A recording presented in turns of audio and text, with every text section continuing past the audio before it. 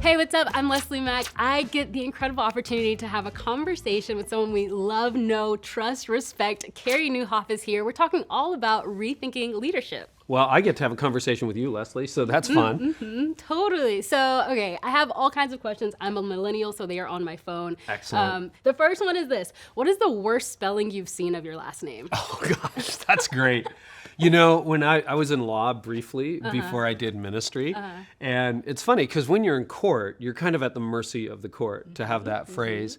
And there was one judge who thought I had two names, and it was Nieuwhof, and he started calling me Mr. Woff. Wow. And I'm like, Do you correct a judge? no, you do not correct a judge. It's like, yes, my name is Mr. Woff, so you want to do that. It was WHOF. He thought that was my last name. So that's probably the biggest butchering of it. Yeah. But it was funny, before I started my leadership podcast, I was writing online and speaking at conferences so people would see my name in print, and they'd be like, how do you, Nieuwhof? A lot of vowels right next Lots to of vowels, and that's Dutch. If you go to Holland, nieuw, N-I-E-U-W, is the Dutch word for new. So if you're going to buy a new car, you get a nieuwe auto, that kind of thing. My parents are Dutch immigrants. So when I finally brought my kids to Holland, I remember my oldest son, Jordan, he just looked at all the billboards and he goes, finally, I'm home. He says, these people get me. Seeing your name everywhere. Oh, it's everywhere. But since I launched my leadership podcast, and you know, it's the Carey Nieuwhof Leadership Podcast, I don't get that question as much. Yep. But it takes the average staff person 6 months to figure out how to spell my name when they join our team. Oh yeah, still have to Google it sometime if I'm honest. Okay, me too. Another question. Okay, I want to know, what is one fashion choice you've made over like just, I don't know, any period of life that you're like, I will always have this as a part of my closet, or my fashion choice, or is it shoes? Is it this cool Apple Watch? Like, that band is really awesome. Like, well, a fashion choice. Welcome to Stump the Chump. I don't think about fashion that way. Yeah. Is there anything that I always have a pair of jeans, I guess. I kind of like a jacket, like whether that's an overshirt these days or a suit jacket or that kind of thing. It's funny because I started in traditional church, ran away from all that, and now it's back. And certainly, you know, I'd say, I don't know, this is the question you asked, but it's like, try to stay relevant without trying too hard. So I'm in my late 50s. It's like, all right, go ask some 30-year-old if I'm trying too hard, because nobody wants an older guy to like, oh, look at me, I'm so cool.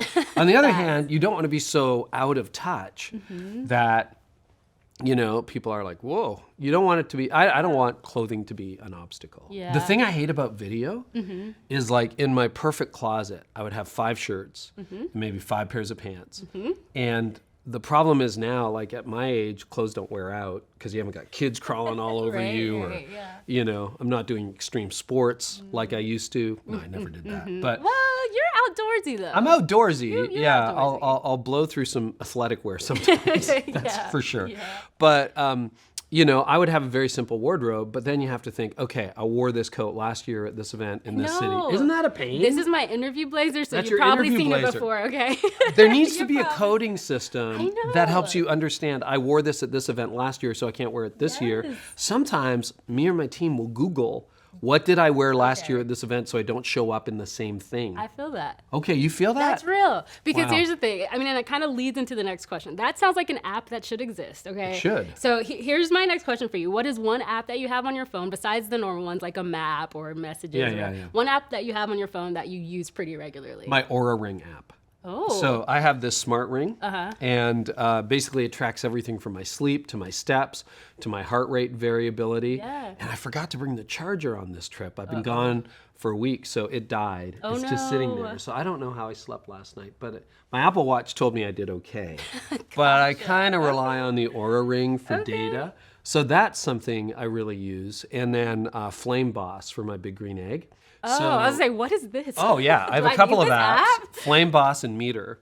So basically, they're digital thermometers, and I can be in church on Sunday while smoking a brisket, and I can adjust the temperature of my big green egg from the seat in church, and then I can check to see how well done the brisket or the pulled pork is, you know. It's pretty accurate. Oh, it's to within a degree.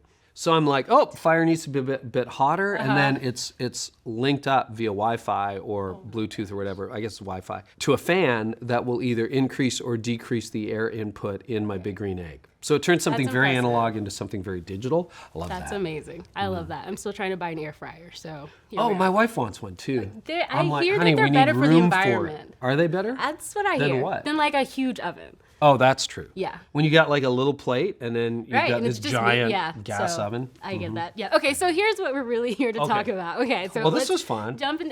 We could do this all day. We should part 2. Come back for part 2. Okay, so Okay. here's a question. We're here to talk all about Rethink Leadership. That whole conference that's happening within a conference. I think a lot of people don't even know that we have this happening. So when you come to Orange Conference, we have a whole setup for lead pastors, executive pastors, kind of the senior leadership to attend really curated, cultivated, direct to the messaging about where they are in life. It's called Rethink Leadership. You play a huge part in that. You're someone that they can see pretty regularly, correct? I've never been because I'm not. I've only a missed a lead year. pastor. Really? Okay. Yeah. How many years has it been going on? Gosh, for Rethink Leadership, this is probably year 5 or 6, I would think. That's awesome. Last year was my very first Orange Conference, so I've only heard about it. Yeah, Pretty cool. So, yeah, it's really amazing. So tell me, what are some of the things that to come to Rethink Leadership? Who gets to come? Let's start there. Who gets to come to Rethink Leadership? So Rethink Leadership is for senior pastors, executive pastors, and campus pastors. You can throw a teaching pastor in there if you want. Okay. But the idea is for some of the senior executive leaders of the church to work on their leadership while their next gen team, children's, kids, family, next gen, is working on their leadership. So we're actually in a separate building. Okay. We have a different bevy of speakers. Some of them will come over from Orange, but some of them are unique to Rethink Leadership. Yeah. And we drill down on the issues that senior leaders are facing. So obviously, everything rises and falls on the next generation. We know that. But through a senior pastor lens, so I met Reggie Joyner a number of years ago. Yeah. How many years ago? Oh, 18 years ago. We were talking about that, Yeah. on this trip. It's like 18 years ago he and I met. Wow. But I remember one of the things, because I think the default for senior pastors is, okay, I'm going to hire a good kids pastor, good student pastor. You guys go down the hall. Don't mess things up. I don't want this crossing my desk, okay? Don't mess it. And I had that attitude. Not a good attitude, but I had that attitude as a young pastor. And then I kind of realized, and Reggie really helped with this, that 70% of the people that I'm preaching to at a weekend service are young parents with children at home. And if I don't engage next gen issues and I don't support that team as a senior leader, then I'm missing an essential part of my leadership. So that's one of the reasons I want senior leaders to be in the room at Orange. But I also realize that when you get into the senior pastor's office, the exec pastor office, you deal with a whole other set of issues that maybe your next gen people do. So what we do is we do the holistic picture of what next generation ministry looks like at Orange Conference Rethink Leadership. But we also start drilling down on, for example, boomers have not returned to church the way that millennials have returned to church, etc. That's prompting, among other things, a volunteer crisis in the church that senior and executive pastors have to deal with. They've also got the challenge of content used to be very scarce. And therefore, the weekend message was really important. Everybody showed up for the weekend message. Well, now we're drowning in content. How do you reposition the weekend sermon? So we want to deal with issues like that as examples that are unique to senior leaders. And we want to do it in an intimate forum that's very interactive. So we have a green room, but we tell our speakers not to use it. We want you out in the lobby. We want you connecting with pastors.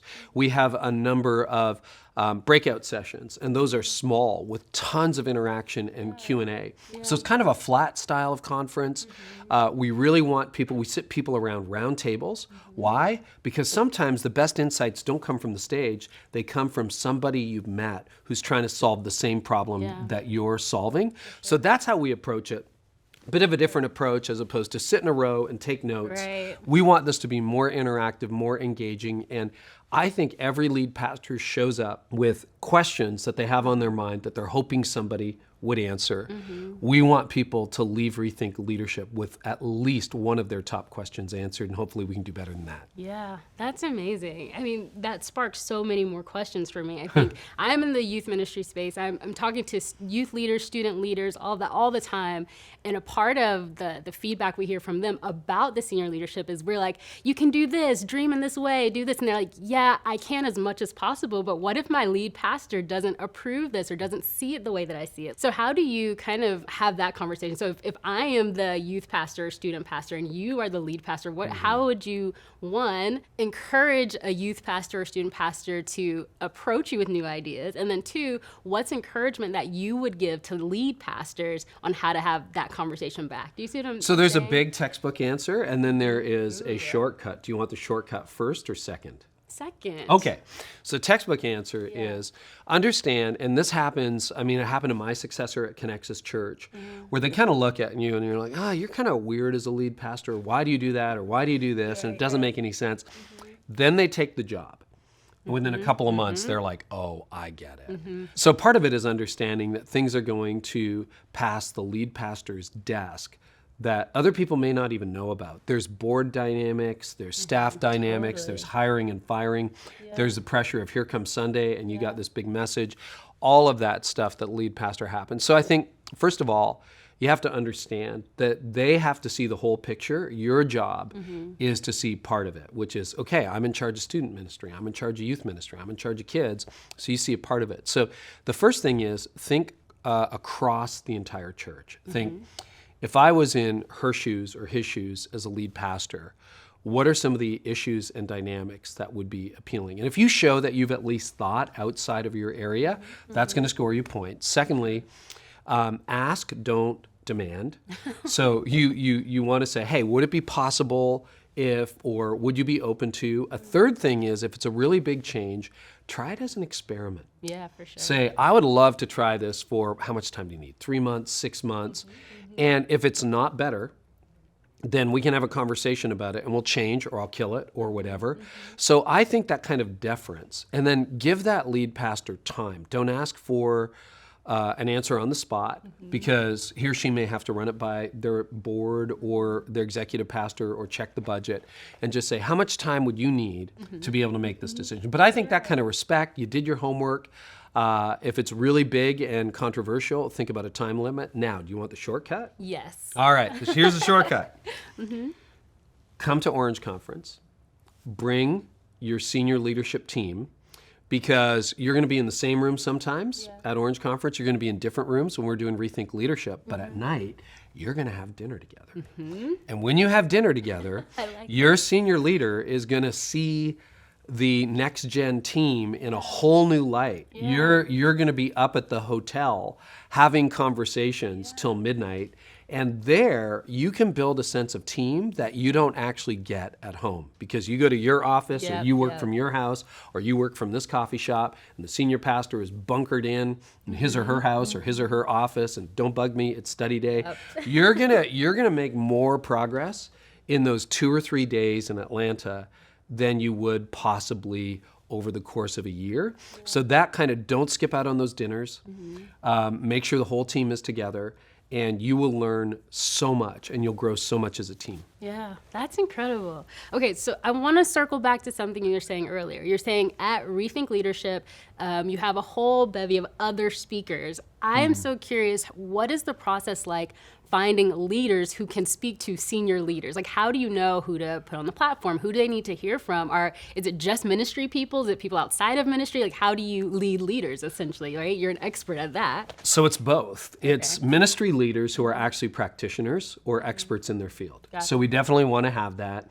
And we are really committed to making sure that people have practical application, not theory, not like, here's one study that no. We know that this has to have boots on the ground, because when you fly out of Atlanta on Friday night after Orange Conference and Rethink Leadership, you got to go preach on Sunday. You got to go lead in the real world. So there's a real world bias. However, not everybody at Rethink Leadership will be from a ministry context. And the reason is, in the same way that people say the same level of thinking that created the problem can't solve the problem, often cross-disciplinary learning. So we will pull different leadership or different Rethink Leaderships. We pulled in different leaders.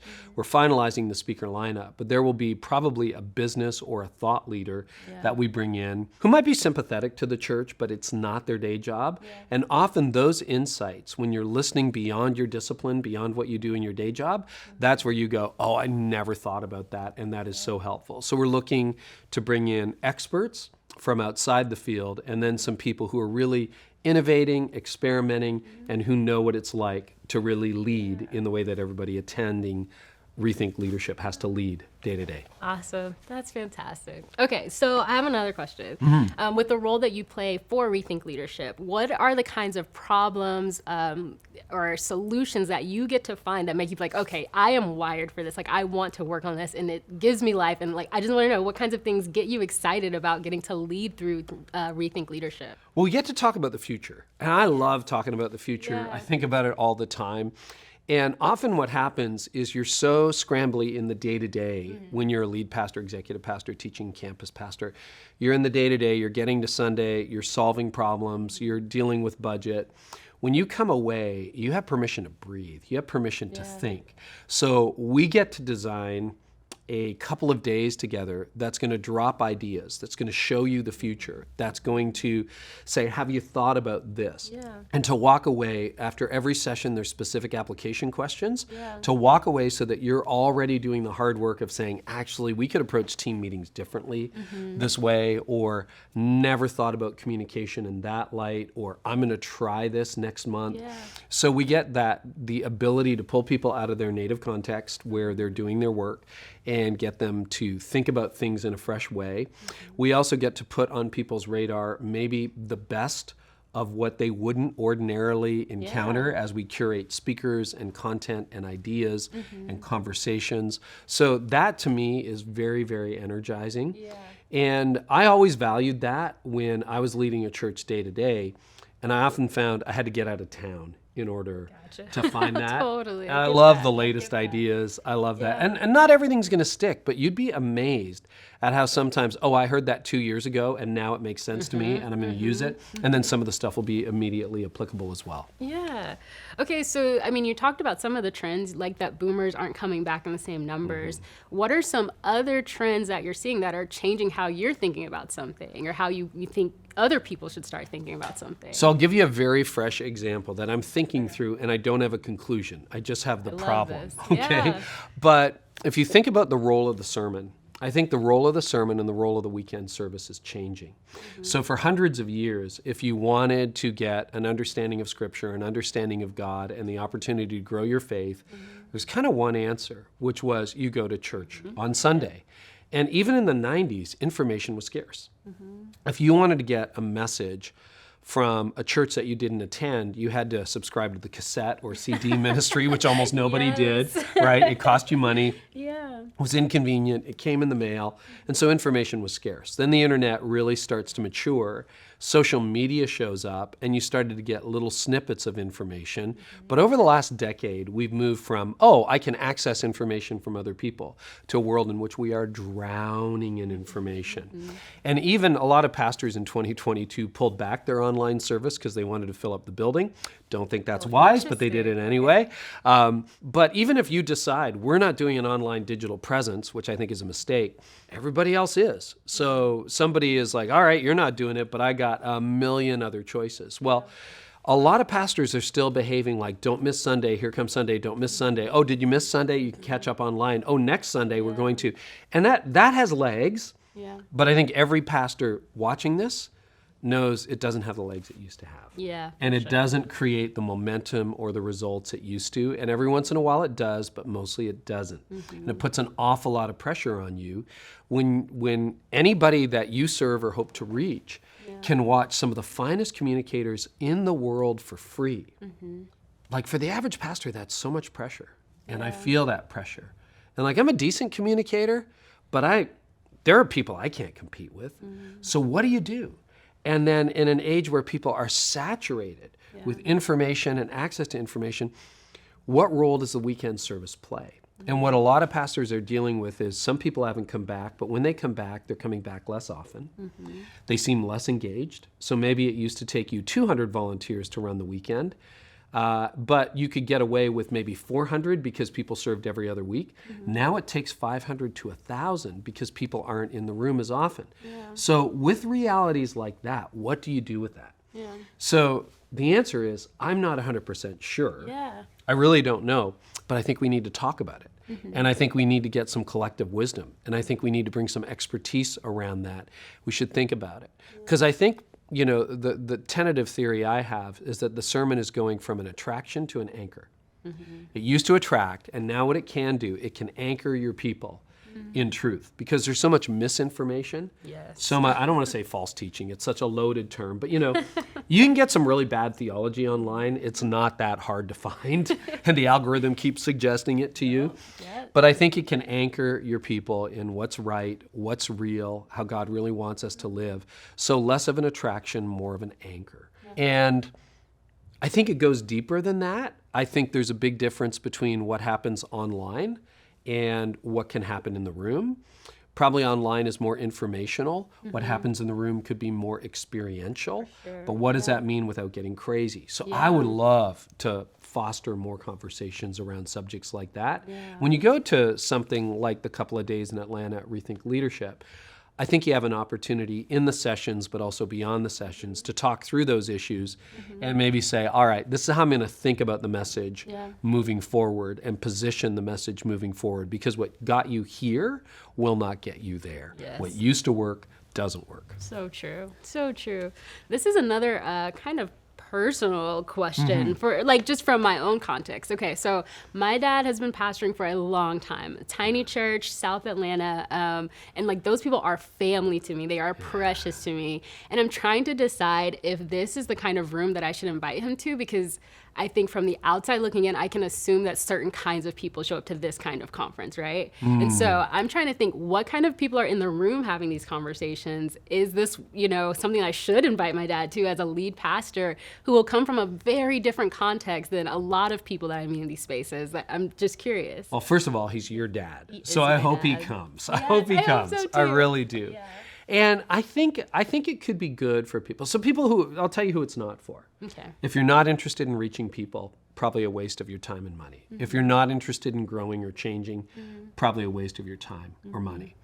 If you've got dreams that exceed your reality, it's probably a really good investment. If you have a desire to reach your community, if you're open to new ways of thinking, and I'm not suggesting, we're going to do some radical departure from what's been, but we all kind of know, the decline of the church has been happening for decades and decades, and we want to rethink that. We want to look at it in a fresh way and send you home with some new ideas that you can implement, that your whole team can congeal around, that we hope will help you realize your mission, reach more people, because America needs it. And we get a lot of internationals. The world needs the gospel. And in an era where fewer and fewer people are going to church, we need church leaders who are really open to say, all right, I'm willing, the mission isn't up for grabs. But it's never the mission that dies. The mission's been the same for 2,000 years. The methods aren't working. And if you want to preserve the mission, you have to change the methods. Yeah. That's awesome. Okay, I think this is my last question for you, and Great. It's one that you always ask. But is there anything I haven't asked you that you wish I would have asked about, or that you just don't get to typically answer in interviews? Oh, yeah. What would I, that always stumps me when people ask me that question, because I do ask that quite a bit, Leslie. I would say the other thing that we haven't talked about so far is the value of gathering face to face. I've started a digital company in 2015 for, my podcast and books and everything. And so we're a virtual team. Normally we do an annual retreat. Last year we did 3. We needed to meet face to face. And I think what a lot of us have felt over the last few years is a disconnection. We get a little more polarized, a little more in our lanes. And this is an opportunity for us to come together. First of all, we're going to meet some old friends, which is going to be great. Totally. Bring some people. But secondly, you're going to meet some new people. And you're going to have some new friends. And I think when you look at the fact that Barna's identified that 42% of pastors, as many as 42%, are seriously thinking about quitting full-time ministry, that's what isolation does. That's what the level. And when you get together, and I remember the first time I was in a room with Andy Stanley years ago, and I thought, great, I get to ask Andy my question.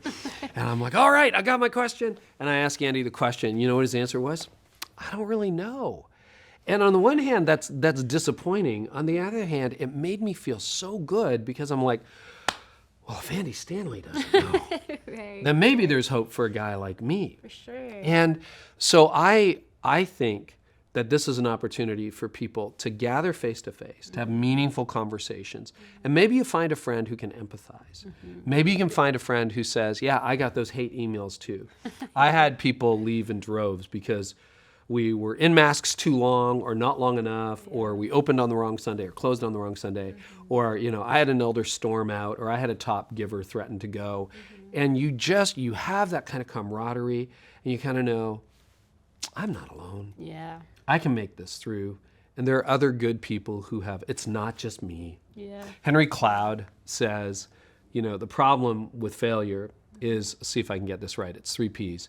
We make it permanent, pervasive, and personal. Might have those in the wrong order. Yeah. But we make it personal. Oh my gosh, it's me, I'm a terrible leader. Well, I've had to improve my leadership, but fundamentally, there's something good God put inside you. We want to bring that out. It's not always personal. Secondly, we say it's permanent, like this will never get better. And it's pervasive. Not only am I bad at this, I'm bad at everything, right? Yeah. I just stink. Yeah. And I think when you get out of your little silent place where you're alone and isolated, because a lot of people don't understand senior leadership unless you are a senior leader, you don't understand senior leadership. You get in with other people and you go, wow, all right, I get it, you get it, we get it. We had a good laugh, a good rant, a good cry, and now I can get on with the call of God on my life. Like, I think that will be, if that happens, I'll be the happiest guy. And I think it'll happen, particularly after the last couple of years and what we've been through. For sure. Well, thank you so much, Carey, for joining us for this conversation. I can't wait to hear from all the leaders who are going to show up at Rethink Leadership Conference. And I think this is fantastic. Thanks for talking with me. Thank you, Leslie. Yeah.